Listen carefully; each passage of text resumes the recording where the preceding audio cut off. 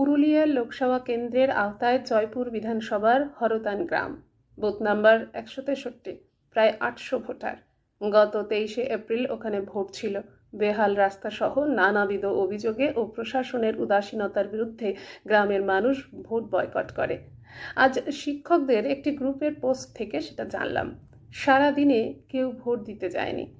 রাজ্য সরকারের বিরুদ্ধে বা বিধায়কের বিরুদ্ধে বা স্থানীয় গ্রাম পঞ্চায়েতের বিরুদ্ধে ক্ষোভের বহিঃপ্রকাশ হলো এই ভোট বয়কট।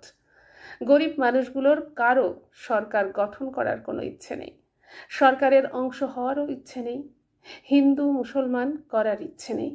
এই একবিংশ শতাব্দীর 4 ভাগের 1 ভাগ কাটিয়ে ফেলেও তাদের শুধু একটু ভালো করে বাঁচার ইচ্ছে আছে, একটা রাস্তা পাওয়ার ইচ্ছে আছে। গতকাল শুনেছিলাম ডুয়ার্সের চা বাগানের চা শ্রমিকদের কথা।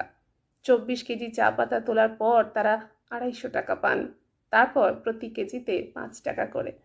24 কেজির কম হলে একটা টাকাও মিলবে না তাদের। সারাদিনের খাটুনি বেকার, তাই শত কষ্ট হলেও তাদের 24 কেজি পাতা তুলতেই হবে। বাংলার এই বেহাল চিত্র সংবাদ মাধ্যম দেখায় না, কারণ সেখানে হিন্দু মুসলমান করার সুযোগ নেই। বাংলার ভোট এই মানুষগুলোর জন্যই আসে, ভোট আমাদের জন্যই আসে। বিয়ে বাড়ির মতো মডেল বুথ তৈরি করে কমিশন, সেখানে ঠান্ডা পানীয়ের ব্যবস্থাও থাকে ভোটারদের জন্য, সেলফি পয়েন্ট থাকে, আমরা সেখানে সেলফি তুলি।